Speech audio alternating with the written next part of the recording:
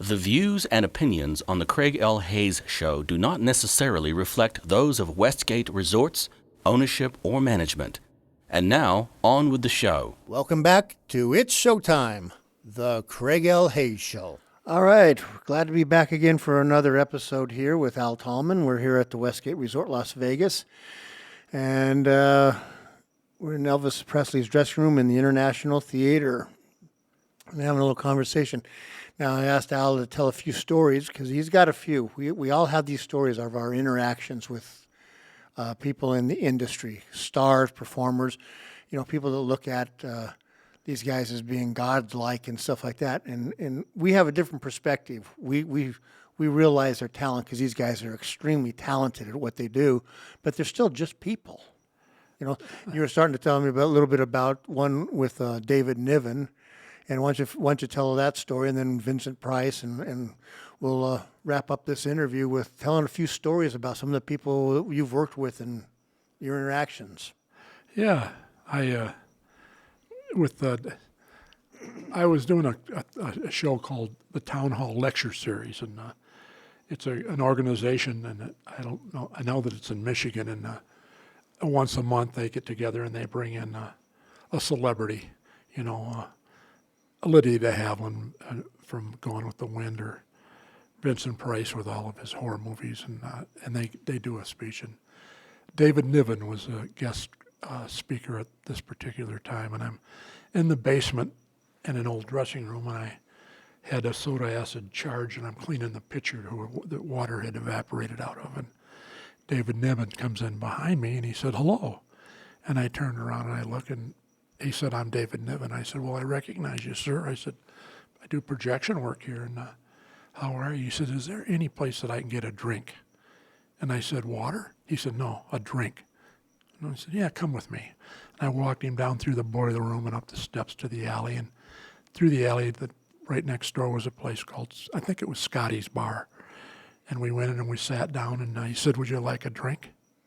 And I said, "I got to get back there. I'm still trying to set that stage up, but sure, give me a Jack Daniels water back." And I ran it down, and I talked to him first. He tells me, he says, "I'm doing this lecture series." He said, "I'm not really enjoying it. I enjoy making movies." And he said, "But I'm committed to it, and I'm going to finish it up here." And I said, "Well, that's good." And I had it on back, and I came up onto the stage, and the Detroit Free Press is there, and the Lansing newspaper and the Jackson media is there, and the people from the lecture series are there, and they're panicking because they can't find him. And they said, "Has anybody seen him?" I said, I was just talking to him. He's up freshening up. He said he'd be right down. They relaxed, and about 3 minutes later, he walks up, and they all rush to him, and he steps out, and he puts his hand up. He said, "Thank you, Al." And I said, "Certainly my pleasure, sir." And I put a couple of bottled waters under his lectern or podium there so he wouldn't have to use that pitcher he saw me cleaning out with chemicals. But that was just a run-in. It's amazing how down-to-earth and real these people are. They're just like you and I, and they enjoy life. And the best of them will have a good conversation with anybody and enjoy it. I remember Vincent Price when he came in and did his thing. He loved the old theater, the ornate vaudeville stage, and he impressed upon everybody how important it was to keep that theater and keep it and protect it and see that it didn't deteriorate and carried on. Of course, Lydia de Havilland was pretty much down to earth too, talking to people. But all through Vegas, it's been like that. I met Woody Harrelson and worked with Demi Moore and Pat Morita, the Japanese actor I worked with for a long time on a movie, and thoroughly enjoyed our conversations with Pat. He was born in America. He wasn't really Japanese. He said for a long time all he got is these Japanese general movies that he'd have to play, and he's just a great guy. He liked his bourbon a little too much, but I didn't see that. He wasn't really drinking when I was talking to him, but he had good stories about being cast by people who didn't really know what he could do. He's a really good actor. And like I said, the best of them were all like that. I remember come running the spotlight at Caesars, and I stayed because it was a side light, and I wasn't going to be running it the next night. And there were ashtrays and paper and bin up cans, and I cleaned up and put everything in a bag, and I cleaned up the reflector and set the light up for the guy the next night. And I came down off the stairs, and I'm walking across the stage, and everybody's gone. And Sinatra came out of his dressing room with 2 big bodyguards with him, and I'm walking across the stage, and they both reach in their jacket, and I go, raise both my hands, as stagehand guys, just cleaning up the light for the guy tomorrow night. And Sinatra laughs. He says, okay, guys. Walked across the stage. Angelo Marino told me a good story about his job. They asked, what's your name? He said, Angelo Marino. He says, you're good. I want you to stand right by this table, and you have a Jack Daniels ready for him when he comes off stage, whenever he comes off stage. And that was Angie's job the whole night, was to make sure he had a Jack Daniels for Sinatra when he came off that stage. Crazy stuff, you know? Yeah, he uses, I don't know, when he started this, but he had a Jack Daniels on stage left, stage right, just off the curtain, the teaser right there, Yeah. and the leg, and a cigarette and an ashtray, and he had one on the piano, and he had one on stage left, just because he'd just walk on over there and step off and Yep. quick sip, and then walk back out on stage and sing, Willie Nelson was a good one, too.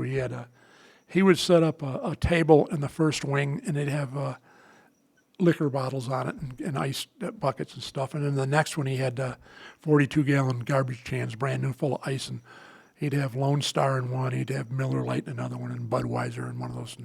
And he had a rider in his contract that that the crew could bring anybody they wanted, guests, and they could watch that show from the wings. And I took a couple people there a couple times, but he was just a great guy to work with. Yeah. He'd go over and jog on the dunes, of course, when it was still the dunes, and at 2 a.m. we'd have baseball games with the crew from Caesars and his crew, and softball games, and just some great people to work with, down to earth people, and he was one of the best. I remember I did the movie Electric Horseman, and I'm not going to repeat some of the lines because you wouldn't want to put them on the air, but funny stuff, Well, that's what people don't understand. These guys are just people. Oh, yeah. They're subject to having the same. They can either be, I'm a star, you're nothing to me type thing, or like most of them, hey, it's good to be here, man. Glad to see you. Exactly. And I'd have to say, I'm probably 99% of the people I ever worked with in this room, which is a couple hundred different performers.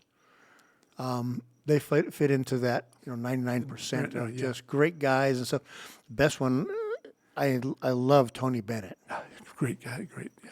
Tony Bennett, he drives himself to the back of the showroom. He doesn't have an entourage. He doesn't have Johnny Mathis is like that too. But Tony Bennett would just drive by, and like Jerry Helmuth and I would be sitting at the back door, just shooting the breeze, and Tony'd walk right up and listen to what we're talking about, and he'd say, "Yeah, but what about this?" And he'd just join the conversation, and then he'd look at his watch and go, "Oh crud, I better get changed. We got a show to do here."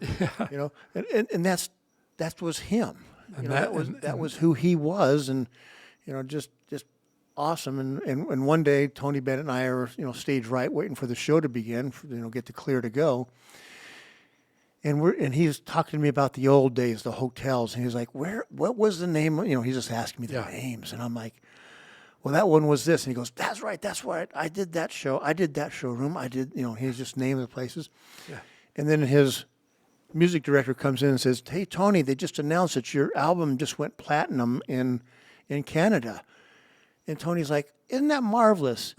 And I looked at him and I go, that's awesome. So your career's starting to take off now? That's funny. And he started laughing his head off. And, everyone looked at me like, who the heck is this guy? Funny. But he was dying. He says, that's the funniest line I've heard in a long time. That's great. Oh, yeah. But they're just great people, for the most part and stuff. And They're the best at what they do, and they're down to earth. That kind of blows your mind. That's why they're there, Yeah. There's a few that have the attitude and stuff like that, and I don't talk about them people. No. I don't want to give them any kind of reference. Because it's like, because I don't care about them, because they don't treat their people right. They don't treat their So I don't. Everything's somebody else's fault, people. Yeah. Yeah, I don't have anything to do with you people. So, but yeah, it's amazing. Isn't this business awesome? This is just. I asked Jimmy Brennan, I said, what do you tell people when they ask you what you do? And he turned and he looked at me and he says, I tell them I'm a plumber, Al. Because nobody's going to believe you when you tell them the stories of what we do out here, you know? No. You know? It is. It's just, like I say, it's dangerous. The stuff we do can be so dangerous. I mean, the stuff you would do, the electrician stuff. Oh, yeah. I mean, I tell you, I was doing a fight. scary stuff. A fight at, I think it was a Mirage, and we had a lot of HMIs, but we were going from daylight to dark. And we had the ballast all at the bottom of the canopy stand-ups, and but the yellow tape, and when we covered it with and left the bottom so air could get, and this clown climbs on the top of him, and he wants to get a good picture, and he stepped on the harge lock, that square lock on the ballast, and he pressed it down into the handle that pulls up, and the green sparks, and audio's in there, and just starts flying over the place, fire, and like Jesus, knocked out the 6 gauge. We had 2 6 gauge. We had 4 6 gauge, one on each corner, but 2 on that side. And then he took off, and he comes running back with a 5-gallon thing of water that he'd taken. And I caught him before he got to it, and I grabbed it and I threw it down. What the hell are you doing? He said, got a fire in there. I got a fire. I said, that's just a hemp burning. And I said, you realize there's 400 amps there. You know, you could kill yourself. You know, you can pour water on the fire. And I threw the jug, and it bounced back around. We got things back together, but I'm just saying, so the people you run into are crazy. I'll tell you a good one. We would do, at Caesars, we'd do a lot of big fights, and then around the ring, closest to the ring were high roller seats, and the porter's job was to come out and clean up the tables and get the chairs folded up and that, so we could get our truss in and get our lamps off, and they would never do it. They'd come in, they'd be doing something else, and I'd have to take my crew. It costing the company $38 an hour at that time, you know, with their roll-ups and a piece, and clean that all out. So I went in one day, and I knew it was going to happen again, and I went to the cage before I went out there, and I bought 3 blacks and $300, and a couple of greens, 50s, and I went out there and started picking up the chairs, and I said, "Oh, look at that! That's a black. That's $100." And I'm kind of showing them back up the corner, and they're like, "Well, you can't keep that." And I said, "No, I found it. I'm keeping it." And there's another one. Geez, I can't believe it. I said, I usually find one of them. I got 2, 3. There's another one. I never found this many. And the guy comes over. Now they said they want to clean up that's their job, and I shouldn't be, and they're doing it. And I said, well, yeah, I guess it is. I said, your job, you go ahead and finish this up. And of course, I took them back in and turned them back in on the way out, but it never happened again. Those guys had those chairs and those tables out of there from that point on afterwards. Biggest chip I've ever seen been around was I think it was a $25,000 chip. I've seen them but yeah, there's like Bacharach or something like that. Yeah, in our showroom, the guy that was putting on the show here with Cheap Trick, and he was I cannot remember his name, but he was a big producer. He loved but he loved gambling. Yeah. So he stayed at the Wynn, gambled over there, and took all their money, enough to. Enough to pay for the show, that any losses he took on the show that was here. And he'd always have a meeting before, every day and with everybody. And he sit down, and he got up one day and he walked away, and I walked by and I looked down and I go, what are these? Picked up, and there was 3 $25,000 chips. God. It fell out of his pocket. And so I had to just, send word. That made him real happy. Yeah, so I just let him know, hey, here they are. And people are like, why? You should have just taken them over. I go, where are you going to cash it in? They're tracked, guys. Yeah. They know who has them. They know. Yeah. And you show up there, going, hi, man, I want to. You're going to jail. It's like, yeah. Yeah, that's a good one. But $25,000. You're looking at a little piece of plastic. Basically, it's $25,000. Outrageous, isn't it? And this guy just dropped 3 of them, not even thinking, because he was a multi-billionaire. This guy had billions. Yeah, he probably wouldn't even have missed him. No, he wouldn't have been phased him at all. He just loved gambling. And he loved putting shows on. Bill Edwards, that's his name. I'll tell you, when I was doing Casino, Martin Scorsese, I took 2 weeks off because I had a show in Hawaii, but I told Parrish, the prop guy, because I worked props in that movie, that before he even hired me, that I had a commitment. And he said, well, can you get somebody to cover while you're gone? It was only going to be a week at that time. And I said, sure. So I got Timmy Retzel, remember Bauer Audiovisual, Timmy Retzel. Okay. And I asked him if he would like to cover me, and he said, sure. And I'd sold him, I'd sold Parrish and those people. I said, he was working on a graduate program at Penn State when he came to Vegas with Timmy O'Brien and Don Toto. The three of them were working on a theater graduate program. And I said, he's good. He agreed to do it. So they said, okay. Well, he came in and he's doing to do the shoot. And I got back from Hawaii and I asked him if he wanted to work another week when I got back. And he said, he's sure he wanted to. And of course, they brought in a prop guy, or a stunt guy, where they killed Spilatro, and they had dug a hole, and it looked like a cornfield, and they'd made all that up, and they're going to dump him in the hole, and they dumped the stunt guy in, and they did that 3 times, and it just didn't look right. Martin Scorsese didn't like the way it looked, and the DP said no, and they're all looking at Timmy. And Timmy's physique was just right, and so they asked him if he'd do it. He said, Martin Scorsese would like you to do the stunt if you wouldn't mind. He said, well, I haven't acted in years from there. He said, well, you're just going to fall in the hole. And he said, he didn't believe it. He said, you're going to have to have Scorsese ask me. So they go back and they ask me. Martin Scorsese goes over, and of course he'd do it. And he did it, and they paid him $800. And they did it twice, so he got $1,600 out of it. And when I got back from Hawaii and I asked him to work the next week, I went to him, I said, hey, I'm looking at the Hollywood Reporter. You got a whole page here. What did you do? And he said, what? I said, I'm just kidding. I'm glad you got the stunt, though, you know. I hooked you. Got you. Yeah, hook, line, and sinker. Got you. Got a whole page in the Hollywood Reporter. But That's awesome. Well, before we go anywhere, we got just a few more minutes left here. Any other stories you'd like to, just a quick story here or there? there's so many of them. Yeah. I can't remember them all, Craig. I'll remember when I leave here. It's like somebody's name, and as soon as you get in the car to drive away, you got to pick up the cell phone and call and say, oh, I got it here. Yeah. So with me, at 81, my memory isn't what it used to be. At 63, mine's not either. I get you on that stuff there. But all I can tell you is I had a wonderful livelihood and a great lot of fun doing what I did. And there's so many different things. Stagehands do everything. They don't just do one thing. Your riggers, your lighters, your builders, your whatever. You know, if travel. You're smart, you do that. You travel and you get to do. You do everything. You know, I've done shows where I went in as a rigger, ended up the stage manager.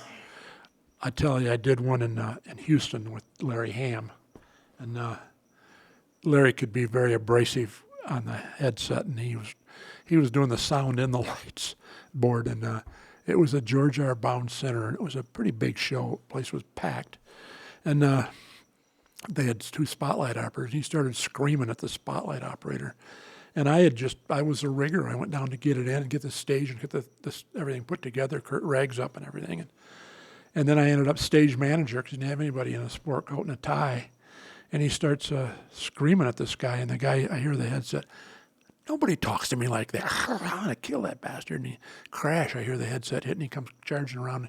And he can't get through the room. It's just too full. He comes around across stage, and I grab his tape.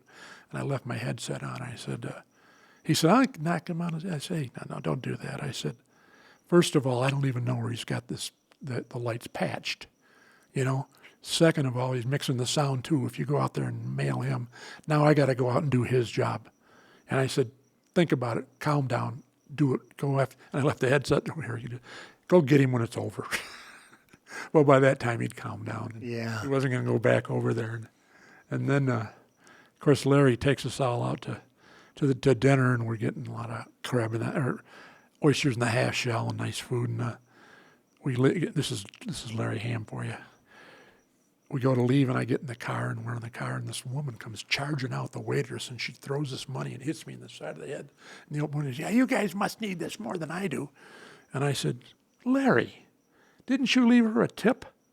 He said, well, I said, Jesus, we spent $350 in there, and you didn't leave her nothing but some change. Of course, his wife got mad, and they went back in and tipped her, but that's Larry.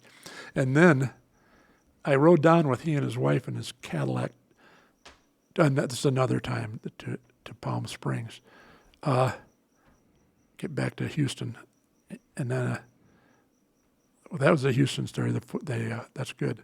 And so we're in Palm Springs, and he told me he had this truss, and it was so long, and what did I need motors? And I said I need at least 3 motors for that truss. It's like 40 feet, and he kind of brings 2 motors, and no, that was still Houston. He brings 2 motors, and I put I put up the truss without anything on it, and I need that motor. And the sound guy's looking at this, and you need another motor. I said, well, that's what I told him. I know I need another motor. I said, I'm going to try and get it out with all the weight on the sides, and then I'm going to go put a dead hang in it when I get it up there. He said, well, I got another motor if you want to use it. Larry had these cheap little French motors. It was a CN. It was a good motor. And I put the motor up, but it was right under a big duck. But that's where the truss was, and that's where it had to go. So. And they had these riggers that were not union riggers that had put everything up to that point. And I'm telling the sound guy, I can go put it up. He said, I can get those guys back. I said, no, I'll go do it. That's what I do when I'm in Vegas. I rig. Had rigger at the convention center for a long time. So I go up and I go to either end of this purling, and I put a choke on that, and a choke on the other one. Then I go past the walking one, and I thread it underneath the duck. And then I rappelled out, and I had Larry there's a pole, push me the other side. And he pushes it to me, and I put a shackle on it, and it's perfect. It just clears the duck and comes just right, and it's up and down stage instead of sideways, so they aren't really going to notice it. And the sound guy says, you can't put it there. I said, where am I going to put it? I got to put it there. And he said, well, the motor's going to be right in the way. And I said, put the motor in the truss. And I got it all together, and he said, well, you're touching the ducks. I said, no, I'm not touching the duck. It's fine. That's what I do. It's fine. And they came in to strike the show, and he said, hey, Al. I said, yeah. He said, you were right. That was really good up there. The guy didn't know how you did it. And I said, that's what I do for a living, usually. Yeah. That's what we do for a living. Yeah, it's nothing magical, guys. It's just what we do. Yeah, you got to do what you got to do. We make the magic happen, but it's just making it work and making the shows happen. Yep. So, no, I totally understand that. I've many times here in this hotel with Regis and engineers that really protective of his